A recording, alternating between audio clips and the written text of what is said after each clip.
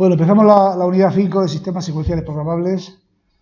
Diseño de sistemas automáticos programables. Define completamente lo que se pretende que aprendáis con esta unidad, que es a diseñar eso, los sistemas automáticos programables. Para hacer ese diseño, que vamos a emplear métodos sistemáticos, en este caso vamos a emplear el método Graphed en toda su extensión, vamos a utilizar una nueva plataforma. Hasta ahora hemos trabajado en la unidad 4 con el autómata de telemecánica, con el autómata TSX3721. Y ahora vamos a pasar a trabajar con otro autómata de otra marca, la marca Siemens. En este caso, de la gama anterior a la que hay ahora. Ahora tenemos los Siemens 1200 o 1500. Y nosotros vamos a trabajar con el Siemens 300, que es la gama alta de los modelos anteriores. Antes había el Siemens 200, la serie Siemens 200 y la serie Siemens 300, 400. Entonces, esto sería la gama alta, pero de la anterior tirada, ¿no? Actualmente lo que tiene Siemens en lugar del 300 es el 1500. En cualquier caso, la plataforma con la que vamos a trabajar es la misma, porque la plataforma software con la que vamos a programar y controlar este autómata es el TIA Portal de Siemens. Entonces, en el TIA Portal se programan todos los autómatas que tiene actualmente la marca Siemens, tanto los antiguos como los nuevos, salvo el Siemens 200, que es ese programa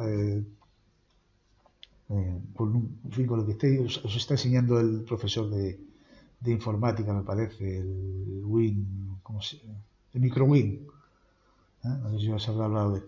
Pero bueno, nosotros nos vamos a centrar en el nuestro.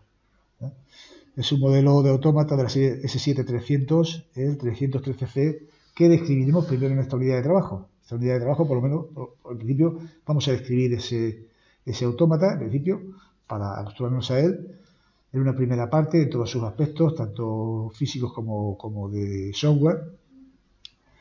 Y posteriormente, el segundo bloque, o uno de los bloques principales, que es el que da precisamente título a esta unidad de trabajo, nos centraremos en aprender el diseño de estos sistemas automáticos, ¿no? Entonces, el método de diseño que vamos a emplear va a ser el método Graphed, que ya lo hemos visto inicialmente en sistemas eléctricos, neumáticos y hidráulicos, en su versión cableada, pero pues ahora va a ser en su versión programada, porque es un método de diseño que está específicamente preparado para realizarlo en sistemas programables.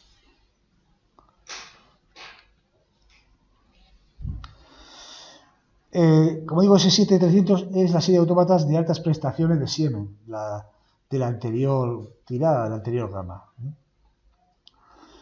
Consta, con su configuración mínima, que es la que tenemos aquí, de un bloque de alimentación. Es un sistema modular, es un sistema compacto como el que estamos utilizando, bueno, semicompacto. Quiere decir que no incluye la fuente de alimentación. Tenemos el módulo de fuente de alimentación y luego el módulo de la CPU, que este ya sí incluye una serie de entradas y salidas que iremos describiendo. Tiene entradas digitales, salidas digitales, incluso tiene algunas entradas y salidas analógicas, que nosotros no vamos a usar, pero que también están disponibles en este autómata. Ese es el aspecto que tiene. A la izquierda veis la fuente de alimentación y a la derecha lo que sería la CPU, la zona de la CPU, que es esto que estoy señalando yo aquí, ¿no? Todo esto, y la zona de entradas y salidas, que son estos dos módulos que tenemos aquí. Esto que veis, estos números que se perciben aquí, pues son los números que corresponden a las entradas y las salidas, ¿no? Tenemos, bueno, ya lo escribiremos, todo esto son entradas, son pilotos LED que se activarán cuando la entrada correspondiente esté activada, ¿no? Pero veis que en principio están agrupadas del 0 al 7, aquí otro del 0 al 7, aquí del 0 al 7 y así. Esta es un dibujo de lo que sería la CPU con las especificaciones y aquí tenéis un poco lo que es cada cosa. Aquí tenemos los indicadores de estado de error. Estos indicadores de estado de error son pilotitos que se van a encender cuando esté en stop, cuando esté en línea, cuando esté arrancado, en fin, cuando haya algún error también. Hay una ranura también para meter una memory card, una tarjeta de memoria de este estilo. En el bloque 3, que son lo que os he dicho antes, el bloque de entradas y salidas integradas, la el bloque X11 y X12. El X11 sería las entradas, que como veis tiene 3 grupos de 8, ¿no?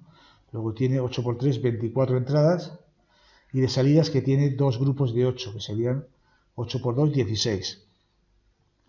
La zona de conexión a la fuente de alimentación, porque efectivamente aquí tiene que entrar 24 voltios de la fuente de alimentación, estos dos. Y los interfaces para comunicarse con el ordenador o con pantallas y demás. Y el interruptor 7, está aquí, es el selector de modo. Este autómata sí que desde el propio autómata vamos a poder ponerlo en run o en stop. A diferencia del otro autómata que necesitamos un módulo que lo arranque. Nosotros lo hacemos desde el PC. Lo ponemos en marcha, lo paramos. Aquí no, aquí se puede hacer desde este botoncito de aquí. Se sube para arriba, pasa a run, se baja abajo, pasa a stop. El modelo concreto, ya digo, es el 313C. Es una agrupación compacta con entradas y salidas. Aquí tenemos una nueva especificación también de lo mismo. En este caso de los pilotos, veis que SF y BF son pilotos de error, o bien del hardware o del software, o bien del bus, cuando el autómata está conectado a una red industrial. Esto ya lo veréis al año que viene cuando veáis comunicaciones, cuando se encienda esta, es porque hay un módulo conectado que está configurado erróneamente. El pilotito de alimentación, el pilotito de forzado, de run y de stop. Tenemos ahí los módulos de entradas analógicas y salidas analógicas, que serían estos dos de aquí. Entradas digitales, 8 entradas digitales cada uno, que serían este y este. Y 8 salidas digitales cada uno. Las características, la tabla de características de la CPU. Algunas de las características, vaya, porque realmente son muchas las que tiene, pero algunas de las características que son significativas, como saber, por ejemplo, que la CPU no tiene la fuente de alimentación y que debe ser alimentada a los 24 voltios, que tiene un consumo de 0,7 amperios, una memoria central de 32 kilobytes. Fijaros bien que los autómatas no son equipos informáticos con especialmente demasiada memoria, porque 32 kilobytes, bueno, pues es ridículo, pero realmente es suficiente para lo que va a trabajar. Las entradas y salidas integradas son a 24 voltios, consumiendo cada una 8 miliamperios. Las entradas digitales, integradas, las salidas digitales integradas son 16, también a 24 voltios, y consume cada una 0,5 amperios. Es decir, aquí las salidas no es como en el autómata que habéis trabajado, que son contactos libres de tensión, que le hemos metido 230, como lo podíamos haber metido 24. No, aquí las salidas tienen que trabajar también con 24 voltios. Son salidas transitorizadas, no son salidas de contacto libre, y por lo tanto necesariamente tienen que también trabajar con 24 voltios, que pueden ser los mismos 24 voltios de la fuente de alimentación que a su vez alimenta al autómata, o bien de otra fuente de alimentación diferente. Las entradas analógicas tiene 4, concretamente 4 que se pueden configurar en el rango de 0 a 10 voltios o bien en el rango de 4 a 20 miliamperios. O sea, son configurables en ese sentido.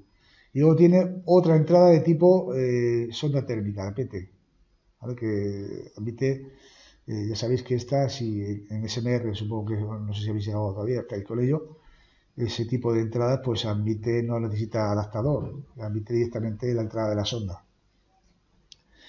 Las salidas analógicas tiene 2, también configurables, o bien del tipo 0 a 10 voltios, o bien del tipo de 4 a 20 miliamperios. Se pueden programar hasta 256 contadores del tipo, de este tipo, ¿no? Y hasta 256 temporizadores, ¿no? Del T0 al 255 y el contador Z0 hasta 255. Las marcas o marcadores de bit tenemos 2048 en total. Son filas de marcadores de byte, de que cada byte tiene 8 bits, de 0 hasta 255 son 256 filas por 8 bits cada uno, que es lo que sale ahí, los 2048 marcadores de bit. Pero esos marcadores también se pueden utilizar agrupándolos como byte, 8 en 8, o como 16, o como 32, para representar números 8 bits de 0 a 255, o 256 configuraciones diferentes, 35.555 cuando lo agrupamos de 16, y ya 3 millones y pico, casi 4 millones, cuando los agrupamos de 32 en 32. Los bloques funcionales y las funciones son entidades de software del programa que iremos descubriendo. En cualquier caso, tiene 128, se puede programar hasta 128 bloques funcionales y hasta 128 funciones, ¿no? FC son bloques funcionales, que es un programa que nosotros podemos establecer que tiene programa y base de datos, y las funciones FC, bloque de función, pues solamente son funciones, son sus programas, por así decirlo, ¿vale? Tanto FB como FC serían sus programas de distinto tipo. El FB lleva asociado una base de datos y el FC no lleva asociado una base de datos. Y luego los lenguajes de programación con que se pueden trabajar. Se puede trabajar con los 5 lenguajes de programación. Lo que ocurre es que aquí reciben otros nombres diferentes a lo que estamos acostumbrados con el otro autómata, que estaba basado en la norma. El autómata que hemos visto anteriormente sí que está basado más fielmente en la norma IEC, por eso quise introducir ese autómata antes de este. Pues este es alemán, entonces tiene su propia nomenclatura para los lenguajes, que os voy a explicar en su momento, pero ahora os avanzo. Por ejemplo, el lenguaje COP es el lenguaje LD, el de los contactos. El lenguaje FUP no lo lleva el autómata Schneider, es el lenguaje de bloques de función, como si fuera el lenguaje de puertas lógicas, ¿vale? Llevas báscula set reset, lleva puertas OR, puertas AND, sería un poco más orientado a los electrónicos. Si bien el lenguaje COP o LD es orientado a los eléctricos, porque es el lenguaje de contactos, el bloque FUB, que es el lenguaje FUB, está más bien orientado a los electrónicos, porque es el lenguaje, por así decirlo, de puertas lógicas, para que nos entendamos. El AWL es el lenguaje literal. Sería el equivalente, aunque tiene grandes diferencias, con el IL, el lenguaje IL del otro autómata, o de la norma, es el lenguaje literal. Entonces veis que esos 3 están entre paréntesis. ¿Por qué? Porque a pesar de que es un autómata diferente, lo llama de diferente forma, incluso el lenguaje literal es bastante diferente, tiene la ventaja los autómatas Siemens de que son intercambiables esos lenguajes, no como el otro que estamos utilizando. El otro que estamos utilizando, si queremos hacer un programa en IL, lo hacemos en IL y ya no lo podemos convertir a LD. Sin embargo, en Siemens podemos trabajar en el lenguaje de contactos y el mismo programa, con una opción que tiene el software, se puede convertir en AWL. Lo podemos ver en forma de AWL o lo podemos ver en forma de bloque funcional, es decir, es intercambiable. Por eso con este autómata no vamos a aprender los 3 lenguajes. O por lo menos no vamos a aprender el lenguaje literal, el AWL. Con este autómata, como el objetivo es que aprendáis a diseñar sistemas secuenciales y el autómata es una aplicación accesoria y necesaria para esto, pues programemos el lenguaje de contactos, que es el más identificable por nosotros y el más sencillo. Programar eso en el lenguaje de contactos. Pero si quisiéramos programar en AWL, hay una opción que dice ver el programa en AWL y lo vemos el mismo programa en AWL. Ver el programa en lenguaje FUB y el mismo programa que hemos hecho lo vemos en lenguaje FUB. ¿Vale? Entonces, bueno, simplemente eso, que sepáis que esos 3 lenguajes son intercambiables dentro del software. Y luego están los otros 2, el SCL, que es el equivalente al ST, al lenguaje estructurado. ¿No? Es el lenguaje donde intervienen instrucciones como if-then o los bucles while, etc. ¿No? Es el lenguaje estructurado, SCL. Y por último, el lenguaje graph. El lenguaje graph es una utilidad que incluye en algunos autómatas de programar directamente de forma visual construyendo un graphet. Nosotros en esta unidad no vamos a utilizar ese lenguaje, aunque vamos a aprender a diseñar con el método graphet, ese lenguaje no lo vamos a utilizar en esta unidad, lo utilizaremos en la siguiente. Porque yo quiero que en esta unidad que aprendáis a diseñar utilizando el método graphet, pero luego a programar el graphet en otro lenguaje, porque el graphet es un método de diseño, no es un lenguaje de programación, es un método de diseño. Lo que ocurre es que como es un método de diseño muy orientado a sistemas secuenciales, algunos autómatas incorporan un lenguaje visual que emula al método de diseño graphet. y eso lo aprenderemos en la unidad 6 cuando vayamos a programar la célula de fabricación flexible. En la unidad 5 vamos a aprender a diseñar en Graphet, pero programando el lenguaje de contacto, porque un Graphet, en realidad un Graphet se puede traducir a cualquier lenguaje informático, al lenguaje de contactos, a bloques funcionales, al lenguaje literal, se podría traducir al lenguaje estructurado también, se puede decir traducir a cualquier lenguaje. Nosotros en esta unidad vamos a aprender a diseñar utilizando el método Graphet y vamos a aprender luego a programar ese Graphet que hemos diseñado utilizando un lenguaje de programación. Y en este caso el lenguaje que vamos a utilizar va a ser el lenguaje COP, o el lenguaje de contactos. Conexionado a alimentación y de entradas. ¿Cómo se conexiona la alimentación y las entradas y demás? Fijaros bien, la alimentación se conexiona de esta forma. Esta es la fuente de alimentación, tiene la entrada de fase neutro y tierra y tiene la salida 24 voltios. Tiene dos salidas de 24 voltios de hecho. Y conectaríamos la salida de 24 voltios directamente al autómata. Eso está hecho en los autómatas que es los que vamos a trabajar. Por tanto, el conexionado no tenemos que preocuparnos, pero sí que lo tenéis que conocer. Y las entradas digitales se conectarían de esta forma que veis aquí. Os aclaro un poco qué expresión tiene esto. Esto tiene este módulo de entradas, que es el segundo, donde hay 8 y 8. Como veis, tiene 20 terminales. Y la fuente de alimentación sería este redondel que hay, este círculo que hay aquí. Está representando en realidad estos dos bornes de la fuente de alimentación, que podemos sacar de aquí y hacer la conexión que se indica con esta fuente de alimentación. Y hay que alimentar, como veis, el positivo 1 y el negativo M, los dos extremos. ¿Vale? El positivo va al 1, el positivo de esta fuente, que sería el positivo este de aquí, iría al 1, y el negativo que iría al 20. Luego, como indicamos en la unidad 3, hay que elaborar o hay que preparar un común externo. ¿No?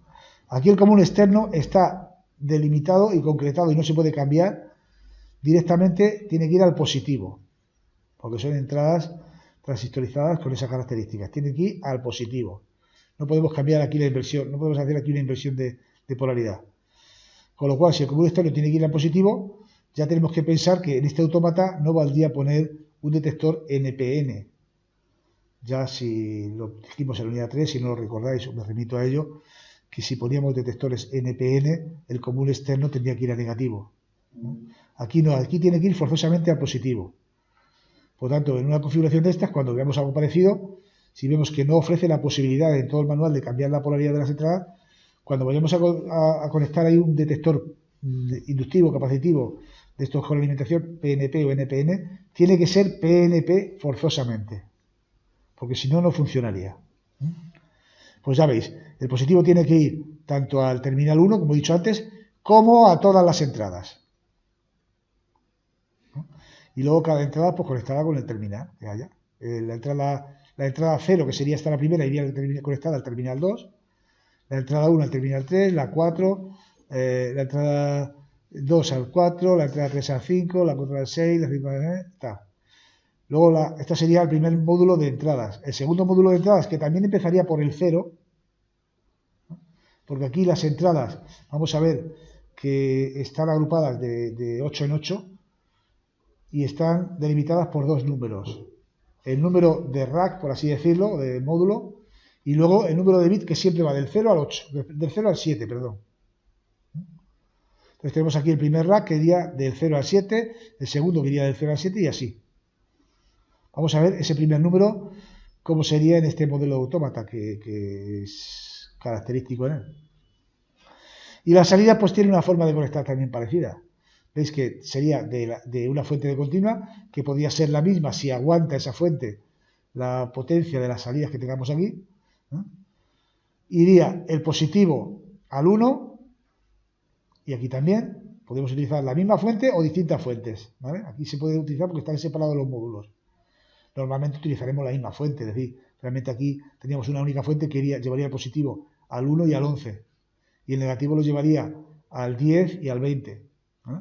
Y luego las salidas pues irían conectadas también de esa forma. En este caso también está delimitado el común externo, porque son salidas transistorizadas, de tipo PNP. Entonces saldría la corriente por la salida para entrar en la carga que sea, el contactor, la electroválvula, el piloto, lo que tengamos, y de ahí haría el negativo. El común externo de las salidas va al negativo y luego cada salida va a su terminal. Esta sería la salida 0, la salida 1, la salida 2, la salida 3, la salida 4, la 5, la 6 y la 7.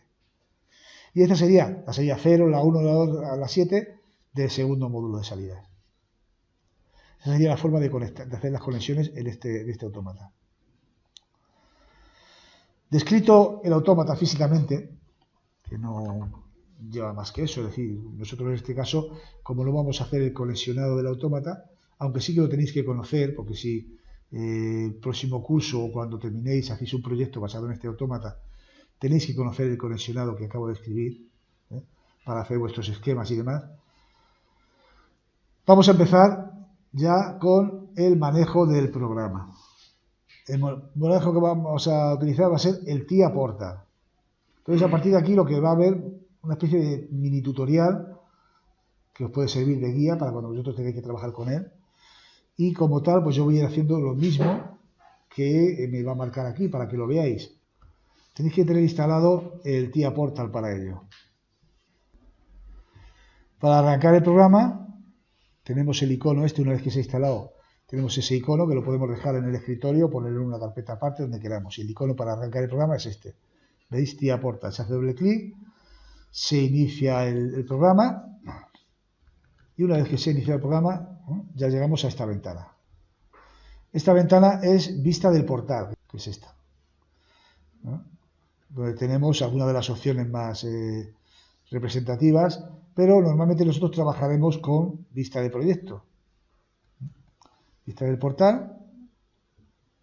Si queremos cambiar la vista de proyecto sería tocar ahí y pasaríamos a vista de proyecto, que sería esta, vista de proyecto.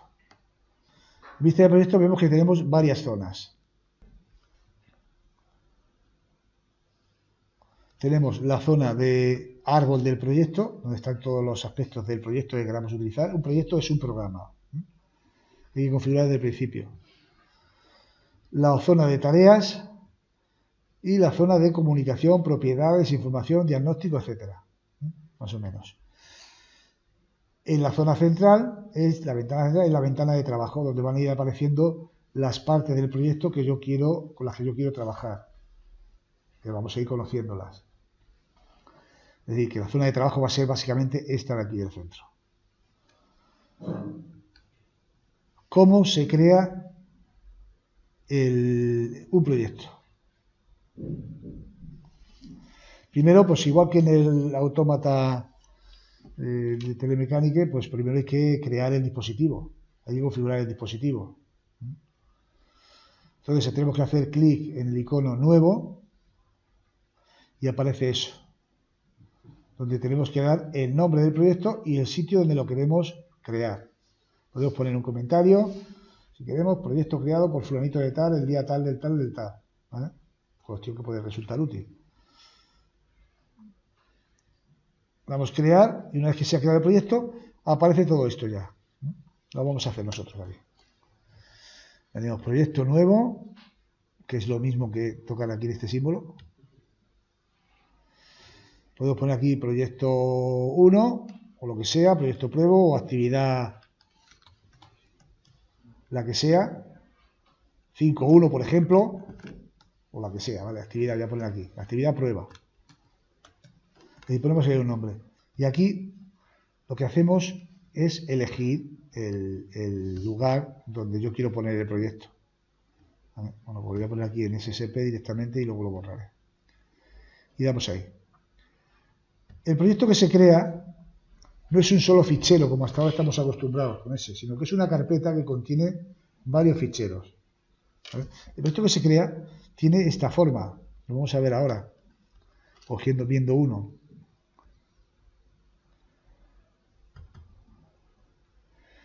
Fijaros bien, el proyecto que se crea es una carpeta como esta, actividad 521, o sea, el proyecto, y si queremos llevar el proyecto de un sitio a otro, tendremos que copiar esa carpeta, perdón. Y dentro de esa carpeta hay estos ficheros. ¿Vale? Esto es un proyecto que estuvo creado con el TIA Portal 13. Con el TIA Portal 15 sería lo mismo, pero la extensión sería 15 aquí. ¿De acuerdo? La práctica sería, por ejemplo, esta. ¿Veis? AP15. Este es el fichero que lo abre. Este es el fichero que si yo hago doble clic se abre.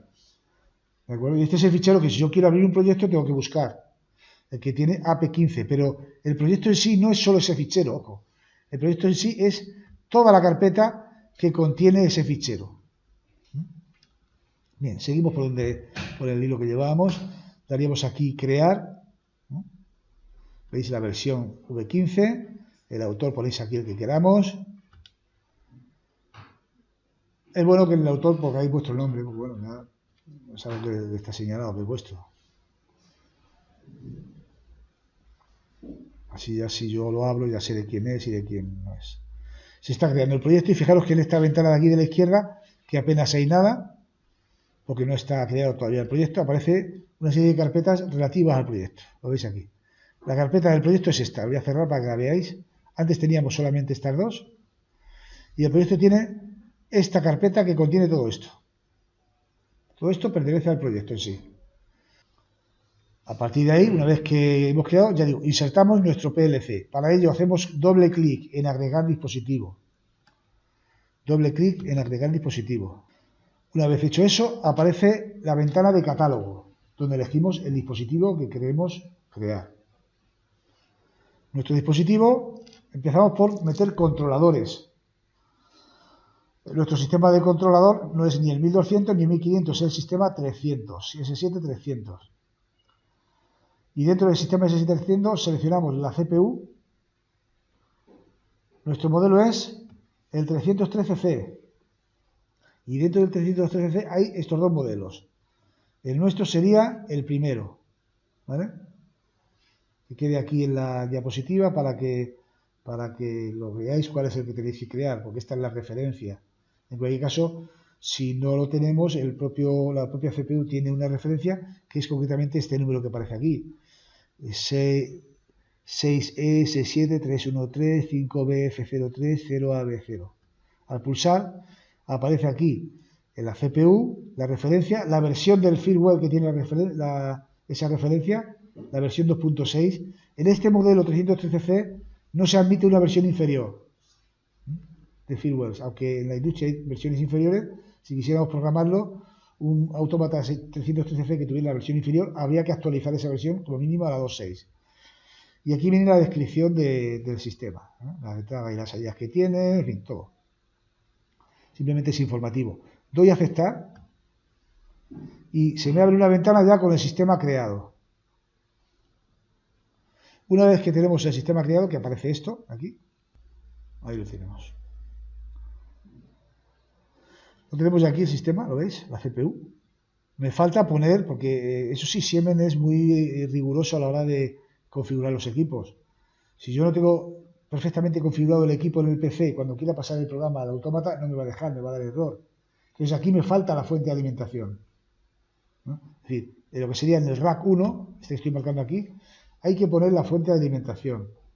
Hay que insertar ahí otro módulo. Igual que si quiero poner el módulo 4, por ejemplo, el módulo de comunicaciones o lo que sea, pues tendré que ponerlo aquí. Entonces, insertamos la fuente de alimentación tal y como me indica en la diapositiva.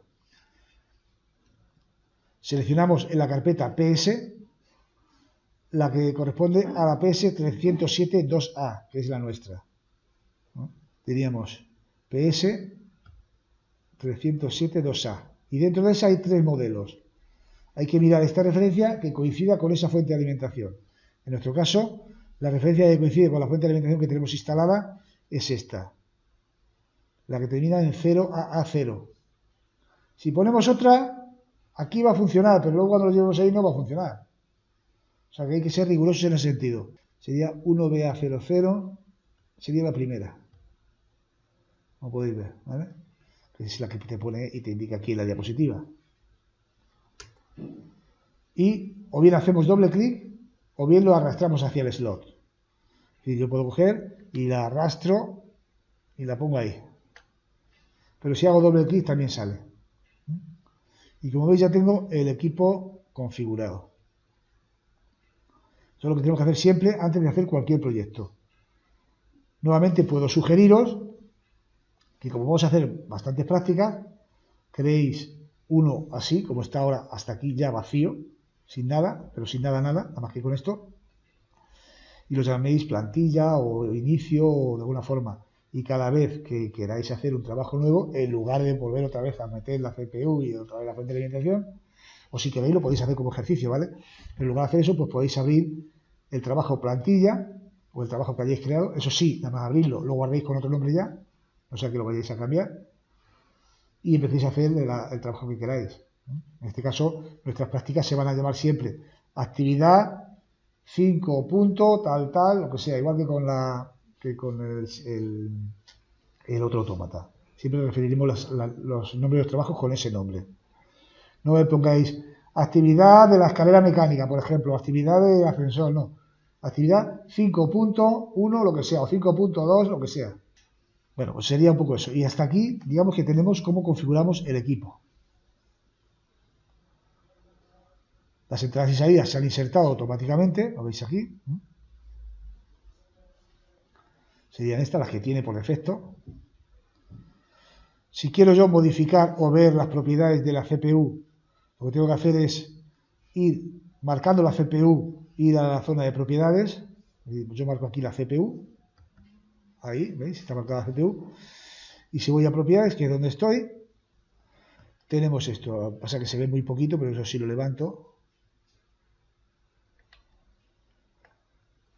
Puedo ver todas las propiedades de la CPU, ¿vale? Todo esto son propiedades de la CPU que yo puedo ir configurando a voluntad.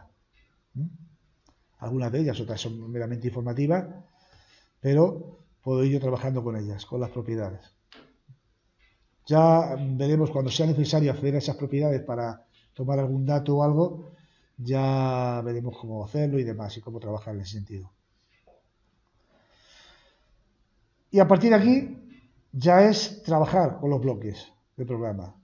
Los bloques de programa en el Siemens están aquí, en bloques de programa. Y por defecto, el bloque de programa tiene lo que se llamaría el bloque 1 o principal, o el bloque main. Si yo quiero agregar un nuevo bloque, tendría que tocar aquí para crear un nuevo bloque. Yo toco aquí y puedo crear un bloque, otro bloque principal, o un bloque de función, o una función, eso ya lo veremos en su momento, ¿vale? Pero cuando yo arranco un programa, hago run y tal, lo que se ejecuta es este, siempre, el main. Y desde ahí se puede llamar a otros bloques como sea. ¿De acuerdo? Entonces, si yo abro el bloque main, hago doble clic,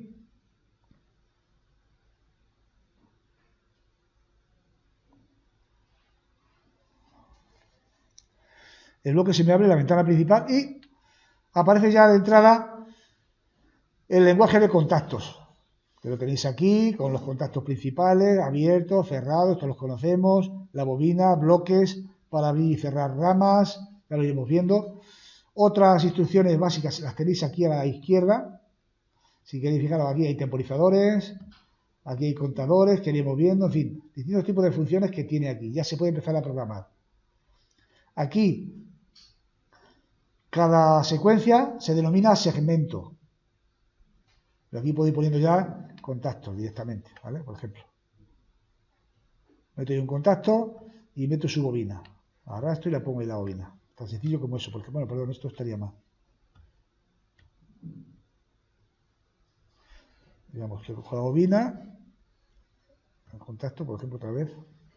Pongo la bobina, simplemente haciendo clic se coloca la bobina, ¿lo ves? Y aquí donde pone la interrogación, pues pongo lo que sea.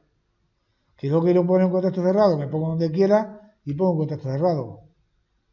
Que quiero abrir una rama paralelo, me pongo ahí, por ejemplo, si quiero abrir una rama para abajo, doy aquí para abajo. Aparece una flechita que me está pidiendo algo, pongo ahí un contacto abierto. Por ejemplo, esa flechita puedo yo subirla ahora para arriba y hacer el contacto. Bien, enseguida esto lo vais a coger porque es muy intuitivo y demás. En cualquier caso, aparece el lenguaje de contactos. Si yo quiero ver este mismo programa que he hecho en lenguaje COP, o lenguaje de contactos, tendría que ir a propiedades, edición propiedades, y aquí donde pone COP, pues cambiarlo a, por ejemplo, a bloques funcionales. y aparecería así. ¿Lo veis? ¿Cómo ha cambiado? Y aparece aquí una puerta, puerta OR, que es mayor o igual que 1, una puerta AND, en fin, lo que tenemos puesto. Si lo quiero ver en AWL, lo veríamos aquí. Por lo tanto, bueno, no tiene mucha utilidad aprender los tres lenguajes, a no ser que queramos hacer algo excepcional con él. Bien, no me he dejado WL porque no tengo todavía los datos. No tengo puesto aquí las entradas que son y las entradas que no son. Una vez que tenga puestas las entradas que son y las que no son, también me lo cambia a WL. Entonces, es eso. Vamos a trabajar con el lenguaje de contactos aquí.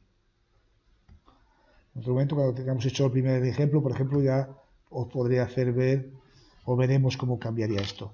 En cualquier caso,